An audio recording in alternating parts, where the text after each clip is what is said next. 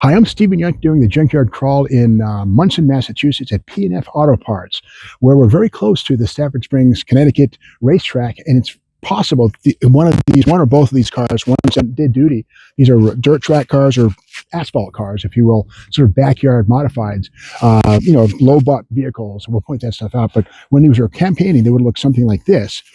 Classic stuff, the big Ford hubs, the Winters wheels, V8 Chevy under the hood, and big tires, fenders gone, window openings hogged out, and all of these are basically pre-war modifieds, is what these were. In the 70s, Pintos and Mustangs and also Vegas and Gremlins also became a big deal at this point in time. So we keep that.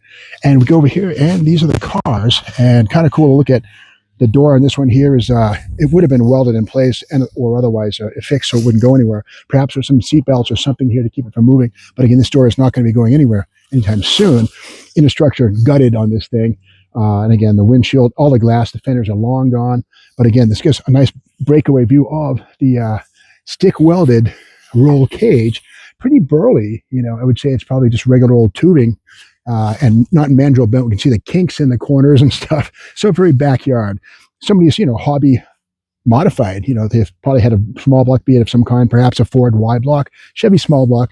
Some people even ran 6 cylinders in these things, so Stow Bolt inline sixes, but for the most part, small V8s with either a 2 or 4 bar carburetor. And another one here, similar ballpark. This one's a little less gutted. Well, it is similar. Same basic kind of a roll cage structure inside. And I like the use of color. You see the blue paint on the inside on the floor. And speaking of blue paint, to the left, the car to the left, when we have a second, that's number 9. Not sure whose car that was. I like the blue paint, the yellow, number 9. Beatles call out.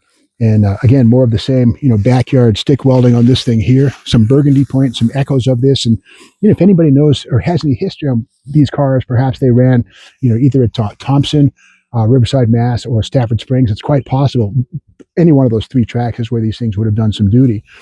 Again, just very basic inside, but certainly safe enough for, basic running. These cars would have been running probably 100 miles an hour max, maybe 110.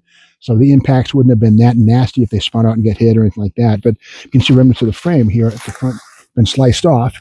Box frame, probably the original frame from the car or something that would have taken a leaf spring suspension front and rear. And again, the suspension's gone. At the back, kind of cool. The rear fenders have been bobbed and trimmed off. You can see there's some small bits of that. But again, this is how stock car racing was back in the day. These are known as modifieds. And this hole right here is where the gas tank would have been filled right here, right through that hole. The filler would have come through here. And if you lift this up and any stories to be told here. Here we go. And light blue paint. Again, this was somebody's light blue painted car back when they cared. Light blue here and a little bit of burgundy here. Maybe it's 2 tones or maybe different paints from different administrations. And, this is low buck stock car racing. So guys who ran these things sometimes went on to the, real Grand National cars after many seasons in these things. But you cut your teeth in something like this, and then you move it on something with a full body. And again, this is known as a modified stock car. Big fat tires on these things. They're burly, nasty looking things. My favorites of these things are the ones from post-war era when they had the Pintos, the Vegas, and even early Mustangs. And yes, the Gremlins were very popular at this point in time. These are pre-war modifieds, but again, very popular cars then as now. I dare say that if somebody wanted to grab these things and just sort of, gently restore them and put them back on the track, I think they'd be a hit. You'd have to bring the speed with, get rid of the rusty metal. But they're very cool, these things. And even just buy these things and put them on your lawn as lawn art. I hate to say it. Wife wouldn't like that very much. But with that said, this is a good example here of, backyard stock car racing, New England style. If you like this video, be sure to subscribe to the Steve Maggs YouTube channel. If you want to learn more about maybe buying or these cars or bits of them, you can reach out to the owners of P&F Auto Salvage in Munson, Mass. At 413-267-5167 or reach out on email at pndfautoparts.com. Hope you like the video. Be sure to subscribe, and we'll see you tomorrow for more Junkyard Crawl.